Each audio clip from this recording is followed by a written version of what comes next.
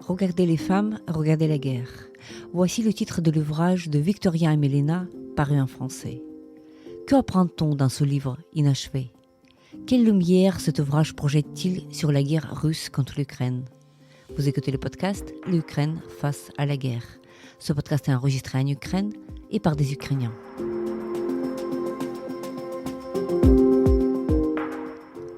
Dans ce podcast, nous racontons comment l'Ukraine continue à vivre et à résister face à l'agression russe. Nous proposons des analyses, mais aussi des témoignages. Nous essayons de vous faire comprendre l'Ukraine, son histoire, sa société et sa culture. Je m'appelle Tetiana Ogarkova. Je suis universitaire et journaliste, responsable du département international à l'Ukraine Crisis Media Center, une ONG dont la mission est d'informer le public étranger sur l'Ukraine. Avec moi, Volodymyr Yermolenko, philosophe et écrivain, président du PEN Ukraine. Aujourd'hui, nous allons parler du livre de notre amie commune Victoria Amelina, que nous connaissions tous les deux, le livre qui s'intitule « Regardez les femmes, regardez la guerre ».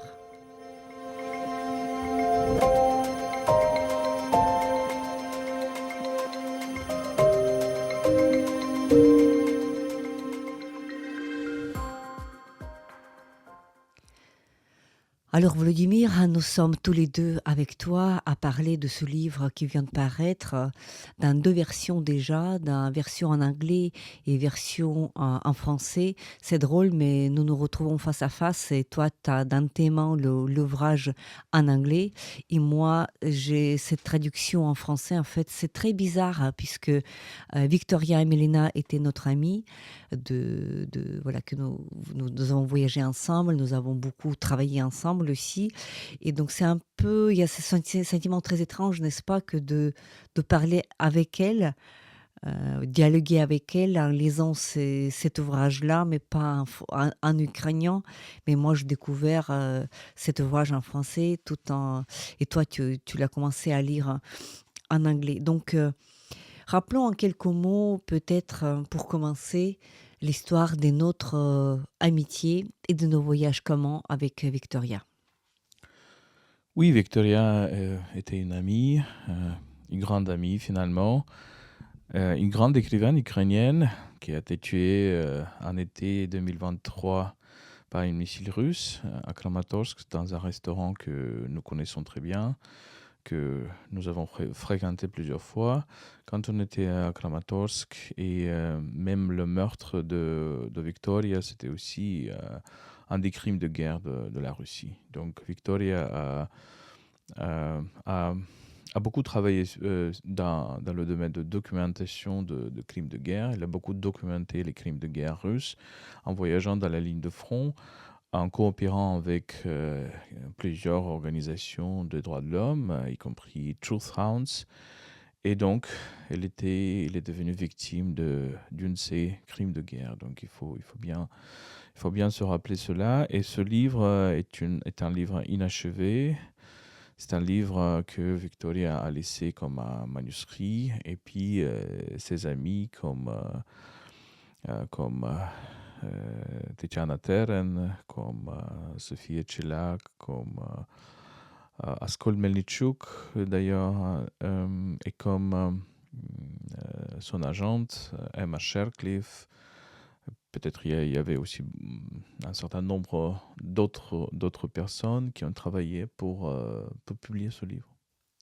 Oui, tout à fait. Et Victoria, on la connaissait comme auteure de 2 romans, n'est-ce pas ? C'était des œuvres de fiction, même si c'était basé sur des événements historiques. Et nous la connaissions surtout comme poète, même si on peut dire elle publiait pas beaucoup de la poésie avant la grande invasion russe. Elle écrivait un petit peu, mais sans les rendre publics, ces poèmes-là.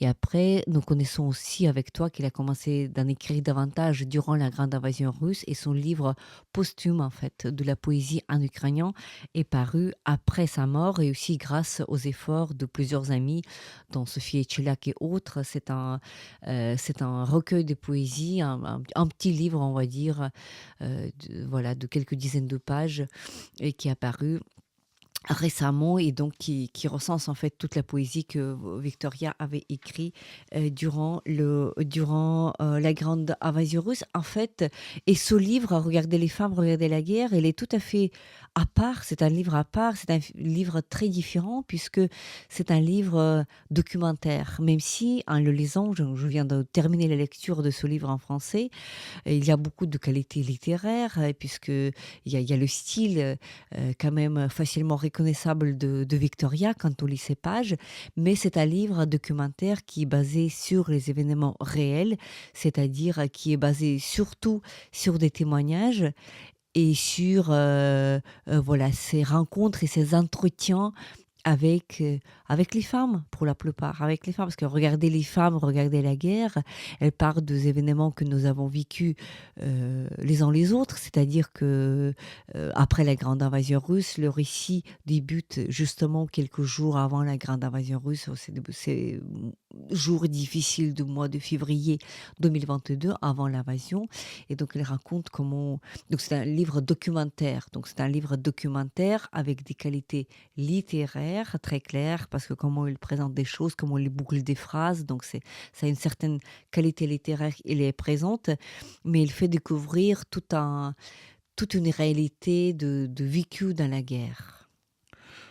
Oui, absolument. Et en fait, bon, d'ailleurs, il faut dire que aussi le préface à ce livre a été écrit par Margaret Atwood pour un livre en anglais et aussi un postface pour un livre en français par Philippe Sands, donc les auteurs très connus, bien sûr.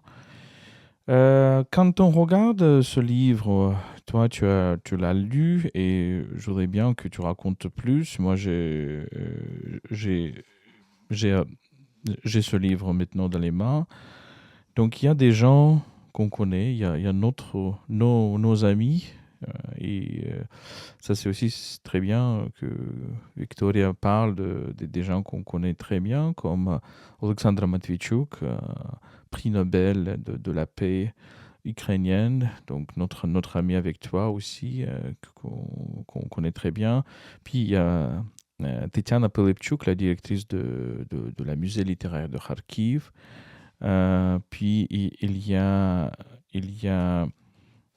Yulia Kakula-Daniluk, qui est une bibliothécaire dans Kapitolivka. Kapitolivka, c'est un village de l'écrivain ukrainien Volodymyr Vakulenko, qui a été tué aussi par des Russes et dont le journal a été découvert par Victoria. Et on a raconté cette histoire plusieurs fois. Peut-être on peut la raconter encore une fois. Une histoire très humaine, une histoire très, très mystique aussi. Comment Victoria découvre ce journal d'un écrivain tué par des Russes, et puis il était aussi tué par des Russes. Puis il y a Vera Kuriko, qui est une journaliste ukrainienne, journaliste de Tchernihiv, qui a été dans la ville de Tchernihiv pendant vraiment le temps très très dur pour la ville quand elle était bombardée par les Russes. Il y a, il y a Evgenia Zakrevska, qui est une des avocates les plus connues de l'Ukraine. Maintenant, elle est aussi militaire dans la ligne de front. Qui y a encore? Peut-être tu ajoutes quelque chose sur quelqu'un d'autre? Oui, oui, il y a plusieurs de nos amis qui sont dedans. Il est très curieux que de lire ce livre parce que on suivait durant tous ces premiers jours et semaines et mois de la grande invasion russe les mêmes chemins, mais il y a toujours quelque chose que nous n'avons pas vu, qu'il a vu un peu avec une autre perspective. Il y a aussi notre amie Svitlana.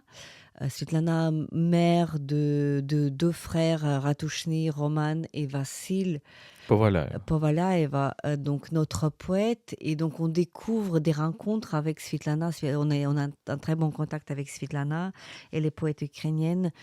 Et au moment où Victoria écrit ce livre, Elle sait déjà. Donc, les premiers épisodes de leur rencontre, par exemple, tout début d'avril 2022, à la gare de Kiev, c'est bien Svitlana Povolaeva qui vient chercher Victoria à la gare.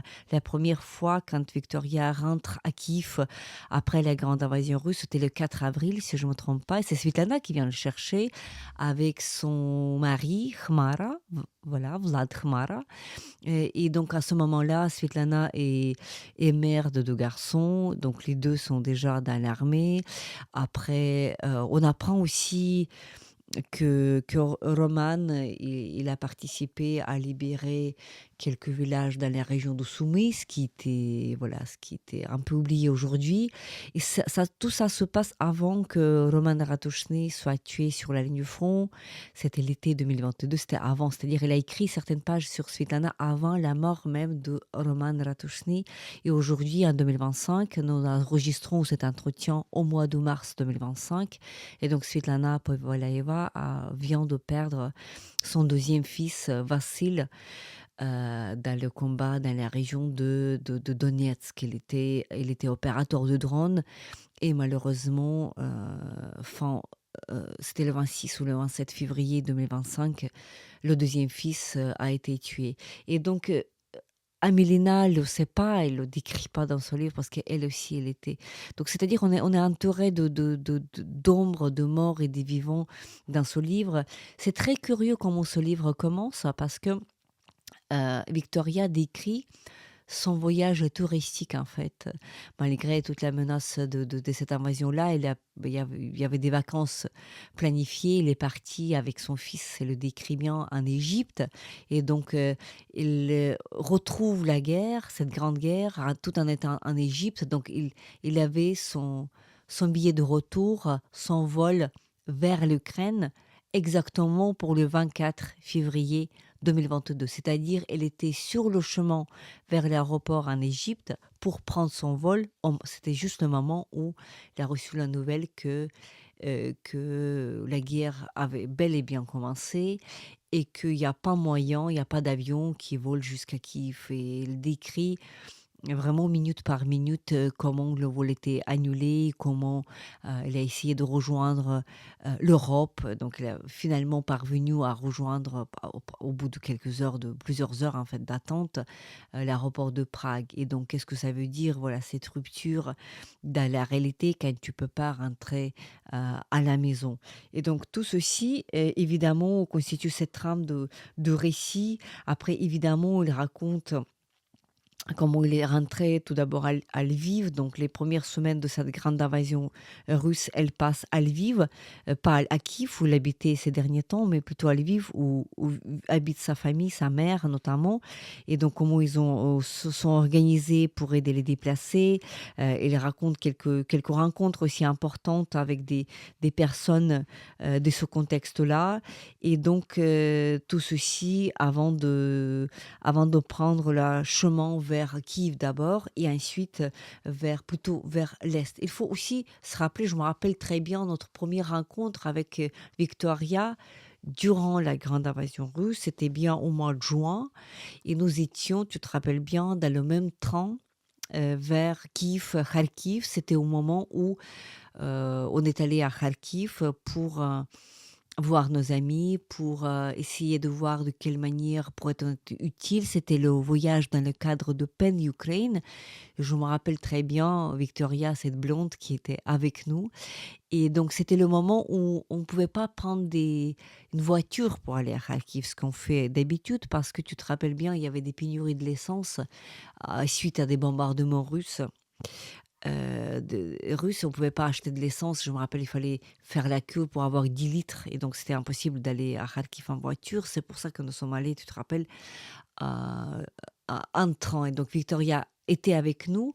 Mais ce qu'il raconte dans ce livre, évidemment, pour elle, c'était aussi le premier voyage aussi loin que cela, c'est-à-dire Kharkiv. Et rappelons à nos auditeurs, pour l'été 2022, c'était une ville vraiment encore assiégée parce que c'était avant l'opération de Kharkiv où les troupes ukrainiennes ont repoussé les Russes, l'armée russe plus loin vers les frontières. Donc, au moment où nous sommes venus à Kharkiv avec Amelina, c'était vraiment qu'il se trouvait à 10 kilomètres de la ville. Il y avait des tirs d'artillerie, pas uniquement des missiles, mais il y avait tout aussi bien des artilleries. À l'époque, il n'y avait pas tellement de drones. Aujourd'hui, on est terrorisé en permanence par les drones, par les Shahed, mais tout aussi bien près de la ligne de front par les FPV. À l'époque, ça n'existait pas, mais c'était l'artillerie. Et nous étions ensemble avec elle voilà, dans ce voyage là à Kharkiv. Et évidemment, la région de Kharkiv, je vous dirais, je croyais au départ que elle serait le cœur de ce livre, de cet ouvrage-là, mais j'étais quand même un peu surprise en lisant ce livre qu'il y en a beaucoup de choses en fait qui sont racontées pas uniquement sur Kharkiv, mais tout aussi bien sur Kiev au mois d'avril. Au mois d'avril 2022, tu te rappelles, on était aussi de retour au début du mois d'avril. C'était une ville qui ne ressemblait pas du tout, à Kiev aujourd'hui. C'était une ville forteresse, c'était une ville dépeuplée, c'était une ville avec beaucoup de checkpoints. C'était une ville, pourquoi Svetlana Povalaeva est venue la chercher à la gare? Parce que tout simplement les taxis étaient rares. Il n'y avait pas de taxi à l'époque. Et donc si tu n'avais pas de voiture, tu ne peux pas te déplacer à l'intérieur de la ville. Donc ça nous raconte encore, ça nous fait replonger en fait dans ce passé déjà longtemps, d'il y a 3 ans. Et dis-moi comment ce livre hein, est structuré, parce que oui, je pense que Victoria aurait été heureuse de voir ce livre. Malheureusement, c'est comme ça que l'histoire se passe, avec cette guerre, que si les éditeurs ont l'intérêt à publier les livres des auteurs qui ont été déjà tués. Et ça, c'est très bien qu'on voit ce livre, bien sûr, c'est magnifique, mais bien sûr, on serait beaucoup plus heureux de voir Victoria avec ce livre, Victoria vivante. Ce livre n'était pas achevé, donc il y a beaucoup de fragments, il y a beaucoup il y a beaucoup de petits morceaux, mais quand même, j'imagine, tu peux imaginer quel était le rêve de Victoria, quel était le plan, quel était le but. Donc, évidemment, c'est la question des femmes, mais comment elle approche ce sujet des femmes pendant la guerre. En effet, donc je croyais, avant de lire le livre, je croyais que c'était un livre vraiment inachevé. Donc je me rappelle, nous avons parlé avec Victoria de ce livre. Elle a dit que moi, qui maîtrise l'anglais, moi j'écris si bien en anglais, j'écris un livre sur la guerre pour l'audience anglophone. Je me rappelle très bien cette conversation-là. Et donc le livre était encore en train d'être rédigé. Après l'avoir lu, je peux dire que la première partie qui est la plus grande ici, donc elle est assez cohérente. On voit bien l'enjeu, on voit bien la trame du récit. Et par la suite, dans la deuxième partie, nous voyons beaucoup de vide, c'est-à-dire que nous voyons beaucoup de plans, d'ébauches, des textes commencés, mais pas véritablement achevés. Parfois, ça coupe au milieu de phrases, mais pour vous dire que c'est pas justement des fragments. Nous avons dans ce livre 411 pages. Donc c'est assez grand, c'est pas juste les ébauches, c'est un livre qui était à mi-chemin, on va dire.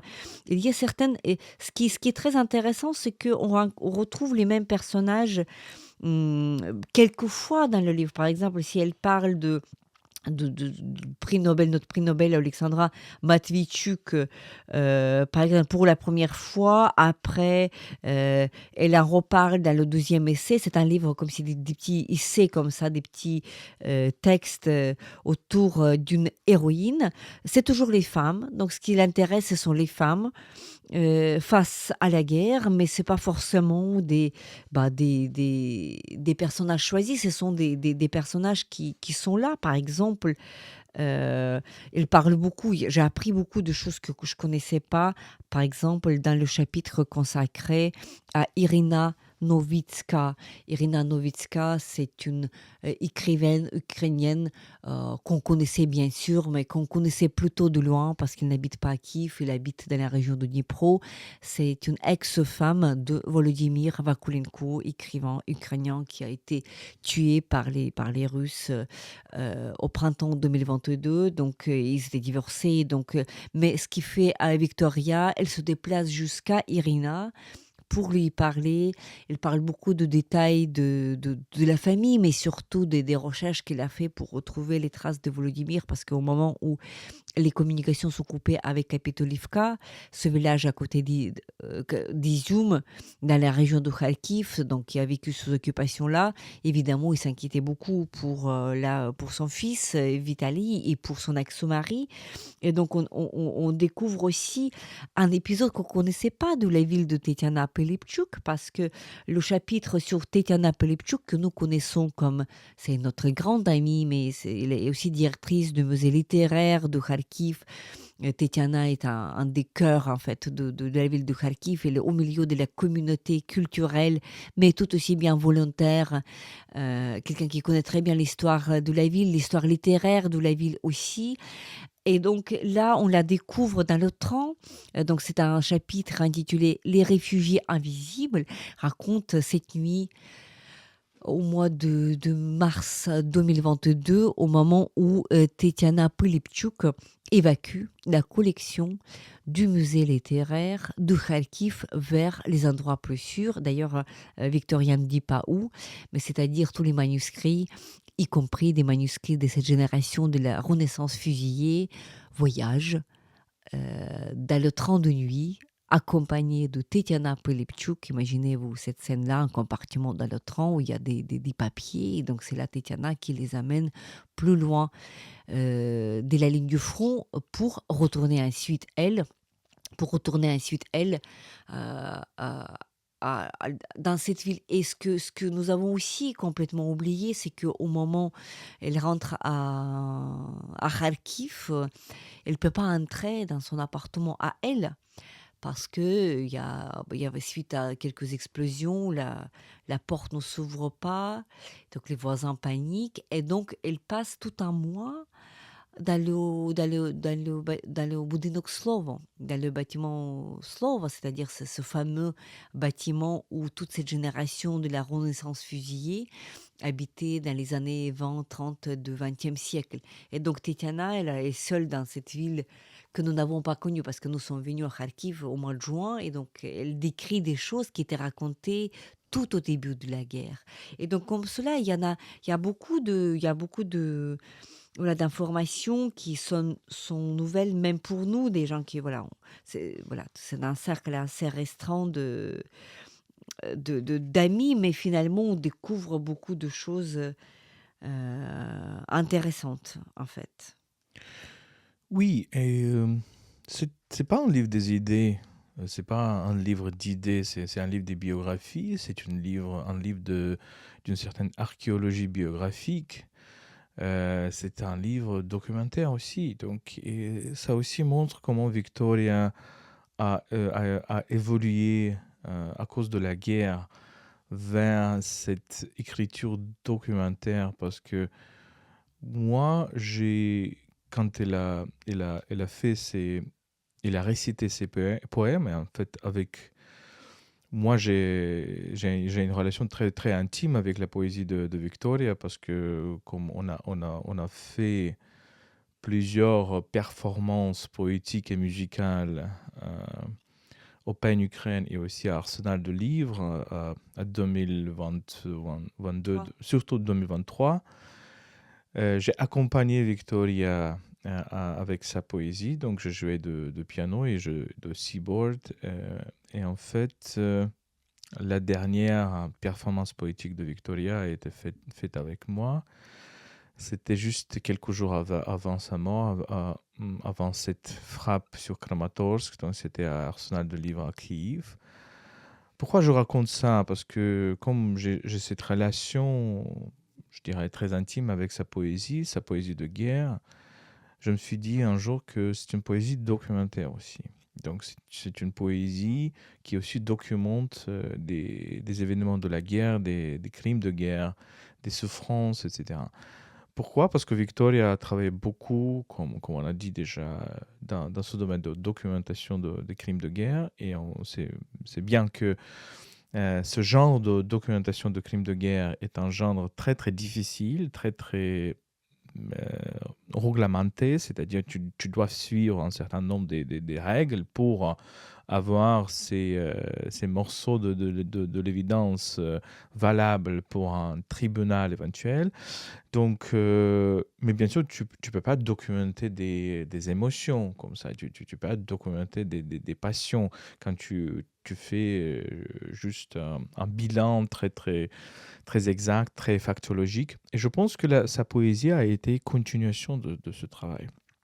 C'est-à-dire, il y a quelque chose, bien sûr, qui échappe cet langage très, très dur, langage juridique. Donc, et elle a investi beaucoup de cette expérience à sa propre poésie. Mais là, ce livre, c'est un livre de non-fiction, mais je pense que elle continue ce drive, si je peux dire, cette passion pour mélanger la littérature et la documentation.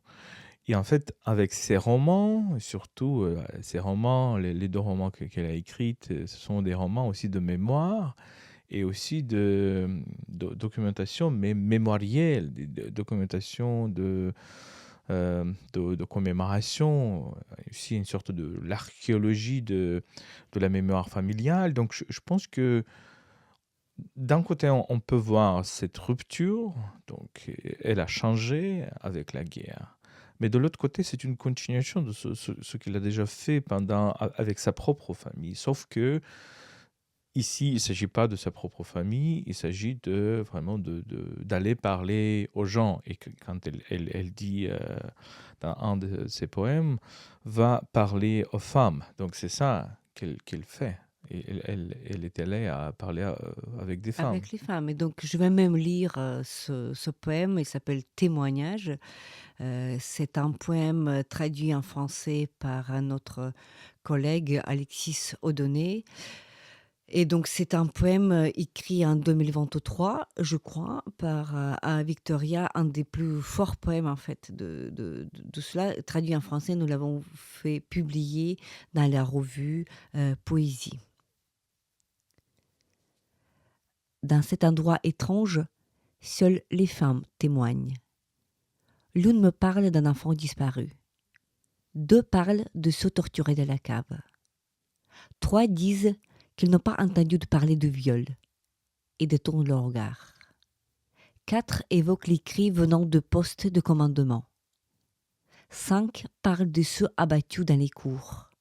Six disent que quelque chose, mais on ne peut rien discerner. Sept continuent à compter à haute voix les réserves de nourriture. 8 affirment que je mens et qu'il n'y a pas de justice.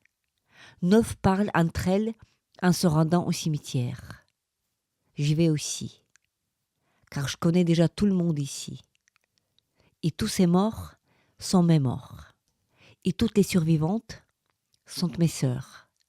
10 parlent d'un survivant. Lui aussi a été emmené. Il pourrait être un témoin. Je frappe à sa porte. Mais c'est la voisine qui ouvre. Elle parle pour lui. C'est seulement une illusion qu'il ait survécu. Va, parle aux femmes. Voilà, va, parle aux femmes, justement le poème que tu avais évoqué. Évidemment, il y a des voix féminines ici. Et donc, voilà, pour ce que tu viens de dire, effectivement, ce n'est pas un livre de documentation, en fait. Il y a évidemment beaucoup de réalités derrière, mais c'est un livre d'une écrivaine qui cherche un espace pour raconter ce qui n'est pas racontable dans les rapports de Truth House ou n'importe quel autre autre, organisation avec laquelle elle travaille. Elle travaillait plutôt avec Toussrands. Pour donner un exemple, elle décrit par exemple, c'est pour la première fois que je découvre en fait les détails de son voyage à Izium. Nous sommes rendus à Izium aussi, peu après la libération, mais je me rappelle qu'on n'était pas là les premiers jours et Victoria avec Toussrands, justement, il a eu l'autorisation d'y aller vraiment très, très, très tôt, au moment où il y avait pas de transport, au moment où les troupes ukrainiennes venaient littéralement de libérer la ville d'Izium. Il décrit voilà, son arrivée dans la ville d'Izium. Il décrit cette scène au restaurant qui en dit large et qui est tellement réelle qu'on la reconnaît. Il décrit comment ils entrent, ils sont 6, ils rentrent dans un restaurant, dans ce qui était restaurant, dans l'espoir de manger quelque chose et après le hôte, donc le propriétaire, il les regarde, dit: «Bah, écoutez, pas de problème, je vais essayer de me débrouiller, je vais chercher ce que j'ai». Il va chercher en cuisine, il revient, il dit: «Mais écoutez, là, je pourrais effectivement vous faire 4 salades grecques». 4 salades, il y a que pour 4 salades parce que ce sont des réserves d'olives et d'huile d'olive et de mozzarella qui ont resté depuis la grande invasion russe et donc il prépare 4 portions de salade grecque pour 6 personnes et donc ils sont 6 à partager et voilà et Victoria évidemment en tire toute une scène tout à fait belle, voilà, elle dit qu'elle a encore faim en quittant la table et qu'il se promet qu'il va revenir, dans cette ville d'Izium après, il va manger enfin cette salade grecque toute seule pour elle et donc elle parle aussi de voilà et parce que le propriétaire, il insiste sur le fait que l'huile d'olive et mozzarella et les olives, ça c'est pour ça c'est de la provenance grecque directe et ça venait là-bas à Izium, avant la grande invasion russe et donc voilà, une scène littéraire pure et simple en fait. Elle raconte aussi comment il contemple en fait ce ciel étoilé, parce qu'ils dorment à Izium. Ils sont dans un hôtel qui était à l'époque un hôtel de plusieurs, peut-être quelques 5 étoiles, je ne sais pas, mais il y a pas d'électricité dans la ville. Ils sont venus avec les sacs de couchage, donc ils regardent le ciel avec beaucoup beaucoup d'étoiles et donc il y a beaucoup de qualité littéraire dans ce texte et dans la manière comment il décrit des gens, des femmes et leurs conversations, elles deviennent très visibles, c'est-à-dire que c'est très réel, mais à la fois, son but est de documenter, de raconter ce qui ne rentre pas dans les chiffres de voilà, comme dans ce poème. Voilà, elle dit que voilà, 8 femmes disent ceci, 6 disent autre chose, 10 parlent d'un survivant, et cetera, et cetera. Mais ce qui échappe à cela, voilà, voilà, toute cette réalité très fragile en fait de la vie dans la guerre qui l'émerveille en fait et donc c'est très touchant que de lire en fait voilà ces pages comment il essaie de comprendre la situation de Vakulenko. Dans les pages de ce livre vous allez découvrir comment est-ce qu'était son premier voyage et sa première rencontre avec la famille de Vakulenko? Et d'ailleurs, on apprend dans ce livre qu'elle a refusé, parce qu'ils ont échangé avec Vakulenko, elle ne le connaissait pas personnellement, mais elle a refusé à Vakulenko en 2021 de participer à son festival de New York, tout simplement parce que le programme était déjà complet. Et donc, Volodymyr l'a écrit, est-ce qu'elle pouvait aussi participer au festival? Il lui a dit non. Elle a complètement oublié cela après. Elle a découvert cette conversation dans son téléphone après. Donc voilà, tous les petits détails qu'on a, voilà, qui sont les documents en fait aujourd'hui. Et donc il avait ce sentiment de culpabilité aussi, parce que c'était le dernier été de paix. 2021 et donc c'est là son festival de New York. Rappelons nos auditeurs, New York c'est une ville tout au bord en fait de la guerre parce que même avant 2022, il était pas loin de la ligne du front, je crois que c'était 15 kilomètres. Et donc aujourd'hui, malheureusement, New York, si je ne me trompe pas, elle est déjà occupée, en tout cas très détruite par l'armée russe. Et évidemment, il n'y a pas de festival. Qu'est-ce que tu penses, qu'est-ce que ce livre peut apporter, aux étrangers de comprendre mieux ce qui se passe en Ukraine? Parce que c'est un livre qui existe déjà en anglais et en français. Je pense qu'il y aura aussi d'autres traductions, donc c'est vraiment ça et j'espère que ça va gagner beaucoup beaucoup de prix. littéraire, j'espère, parce que quand même c'est un grand événement et avoir ce livre posthume de l'écrivain, magnifique et très énergétique, très actif et très passionné, qui ne va pas écrire, qui ne va rien écrire encore parce qu'il était mort, et il est mort, il était tué par des Russes. Donc j'espère que ce livre aura beaucoup d'avenir dans le monde des livres, dans la scène internationale. Et je pense que ça serait la honte si ce livre reste oublié et pas vraiment remarqué. Mais espérons pour le bien. Mais qu'est-ce que tu penses, qu'est-ce que ça peut apporter? Parce qu'on a beaucoup de livres sur la guerre, sur l'Ukraine, et euh, qui, qui sont publiés dans d'autres, en France aussi, mais ça quand même, ça donne cette perspective assez limitée. Donc, il y a des livres sur Zelensky, il y a des livres sur la relation russo-ukrainienne, il y a des livres sur la guerre, sur les technologies de la guerre, sur ce qui se passe sur la ligne de front, etc. Mais j'ai l'impression qu'il y a pas beaucoup de livres qui vont en profondeur. Dans les relations humaines, qu'est-ce que ça veut dire d'être une femme pendant la guerre? Qu'est-ce que ça veut dire les relations entre des gens pendant la guerre? Les relations entre des femmes? Qu'est-ce que ça veut dire de voyager comme ça dans la ligne de front? Qu'est-ce que ça veut dire les profondeurs des contextes culturels, mentaux, historiques? Ça reste encore de dévoiler et la quantité de ce genre de livre n'est pas très grande dans le monde francophone et même dans le monde anglophone. Qu'est-ce que ce livre peut apporter Peut apporter, oui. ouais. Oui, oui, la question, je commencerai ma réponse par te lire un des premiers chapitres, quelques lignes en fait, d'un des premiers chapitres de ce livre. Mon 24 février. Notre vol pour l'Ukraine doit décoller à 7 heures le 24 février 2022. Quand nous montons dans le taxi pour l'aéroport, il fait encore nuit en Égypte. Tous les autres clients de l'hôtel balnéaire, à moitié vide, semblent dormir paisiblement. Et j'ai décidé de ne pas faire rouler ma valise devant les bungalows éteints, mais plutôt de la porter pour ne réveiller personne. À moins que je ne veuille écouter le silence du monde, comme si je savais déjà qu'il s'apprête à basculer définitivement. Il est 4 heures du matin en Égypte, tout comme en Ukraine. Je lève les yeux. La nuit est claire et la grande ours brille au-dessus de nos têtes. D'autres constellations aussi, mais je ne les reconnais pas. La première fois quand je contemplais un ciel aussi étoilé, c'était à Lugansk, quand j'avais 5 ans. Ma famille vivait à Lviv à l'époque.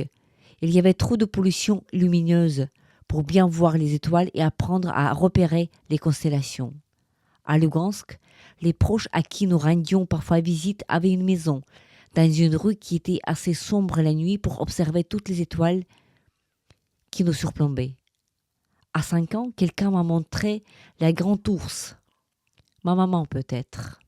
Cette voûte céleste est devenue un de mes meilleurs souvenirs de la ville. Les étoiles, c'était pour moi l'enfance et Lugansk. J'ai grandi, Lugansk a été occupé par les Russes en 2014, le monde a changé, mais je n'ai pas appris à identifier d'autres constellations. Et le 24 février n'est pas le bon jour pour cela.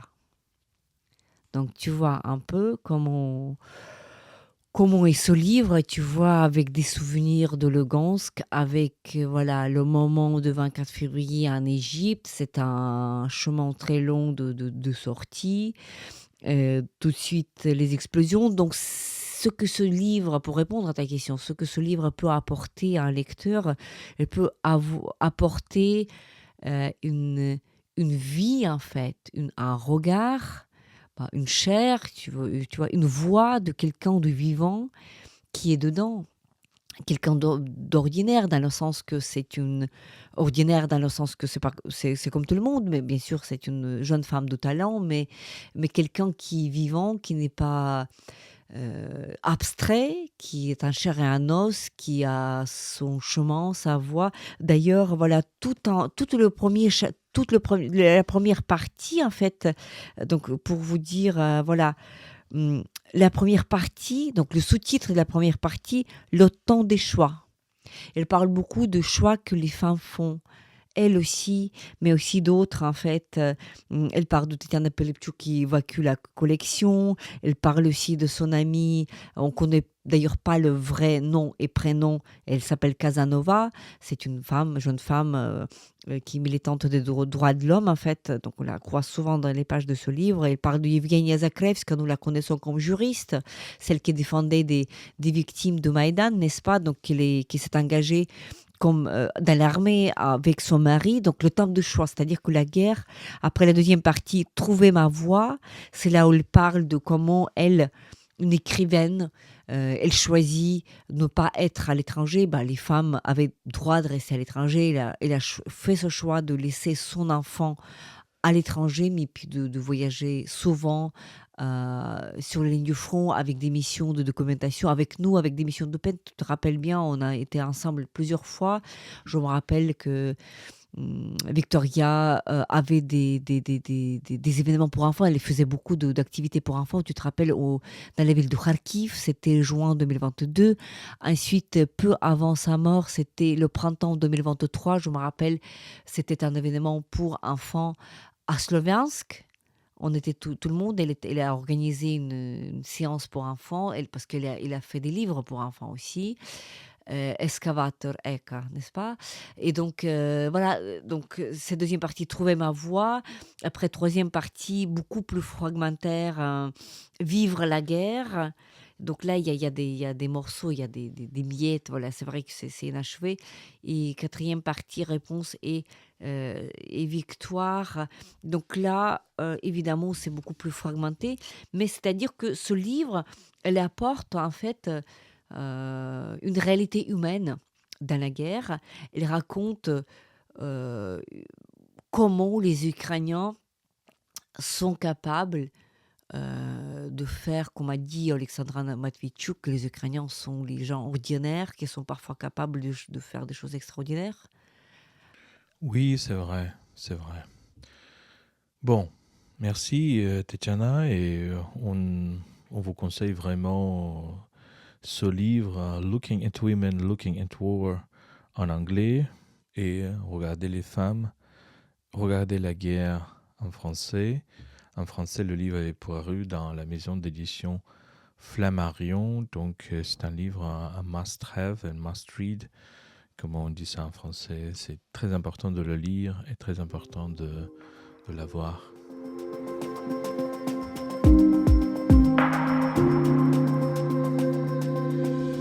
C'était le podcast L'Ukraine face à la guerre.